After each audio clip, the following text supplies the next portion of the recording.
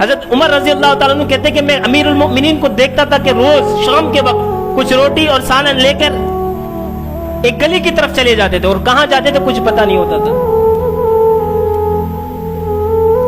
کچھ دو روٹی اور سالن لے کر نکل پڑتے تھے ایک گلی کی طرف، اور کہاں جاتے تھے اس کے بعد کسی کو نہیں پتا تھا، صرف اللہ کو پتا تھا اور عمر کو پتا تھا کہ وہ عمر کہاں جاتے ہیں. تو ایک دن، 2 دن، 3 دن گزر گیا. حضرت عمر رضی اللہ تعالیٰ بڑے پریشان ہو گئے کہ ابو بکر یہ کھانا لے کر کہاں جاتا ہے. تو حضرت عمر رضی اللہ تعالیٰ نے سوچا کہ میں بھی یہی شروع کرتا ہوں، باقی اللہ کی مرضی، مجھے اللہ راستہ دکھائے گا. انہوں نے روٹی سالن کھانا لیا اور اسی گلی کی جانب چلنے لگے جہاں حضرت ابو بکر صدیق رضی اللہ تعالیٰ عنہ جاتے تھے. وہ دیکھتے ہیں کہ جاتے جاتے جاتے راستے میں ایک دروازہ کھلا ہوا ہے، گھر ہے، وہاں ایک بڑھیا ہے اور دونوں آنکھوں سے نابینا ہے. تو حضرت عمر رضی اللہ تعالیٰ عنہ سمجھ گئے کہ ابو بکر یقیناً اس گھر میں آیا کرتے تھے. اللہ نے تو وہ راستہ دکھا دیا ان کو. تو حضرت عمر رضی اللہ تعالیٰ عنہ جب پہنچے تو بڑھیا کہنے لگے اتنی دیر لگا دی، تمہیں پتہ نہیں ہے میں 2-3 دن سے بھوکی ہوں.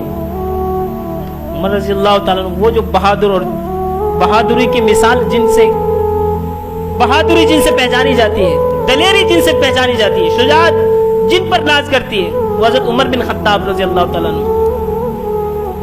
وہ بڑھیا کہنے لگے تمہیں میرا فکر نہیں ہے، میرا خیال نہیں ہے، میں 2-3 دن سے بھوکی ہوں، کہاں تھے؟ اس بڑھیا کو تو نہیں پتا تھا کہ ابو بکر رضی اللہ تعالیٰ عنہ انتقال ہو چکا. تو عمر نے کہا کہ اماں جان غلطی ہو گئی، آپ کا یہ بیٹا کسی دوسری چیز میں مصروف ہو گیا تھا، غلطی ہو گئی، معاف کر دیں. جب نوالا بنا کر منہ میں دیا تو بڑا بدتمیز ہے،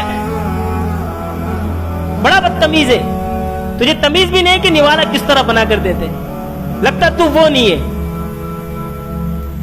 اماں جان روٹی سالن نوالا بنا کر آپ کے منہ میں ڈال رہا ہوں، وہ بتا وہ کہاں ہے جو پہلے آتا تھا، تو وہ نہیں لگ رہا. اماں جان وہ تو دنیا سے جا چکی ہے، تو کون ہے؟ میں امیر المؤمنین عمر بن خطاب. کہ وہ تو ایسا کیا کرتا تھا کہ پہلے نوالے کو اپنی انگلیوں سے پورے سے دبا دبا کر نرم کر کے پھر چیک کرتا تھا کہ اس میں وہ گرم تو نہیں ہے، زیادہ سخت تو نہیں ہے، ایسی کوئی چیز تو نہیں جس میں کھانے کے بعد تکلیف دہ ہو. منہ میں چیک کرنے کے بعد پھر منہ میں ڈالتے تھے. تو اٹھایا نوالا بنایا منہ میں ڈال دیا. اماں جان مجھے معاف کر دے، آئندہ کے بعد مجھ سے یہ غلطی نہیں ہوگی.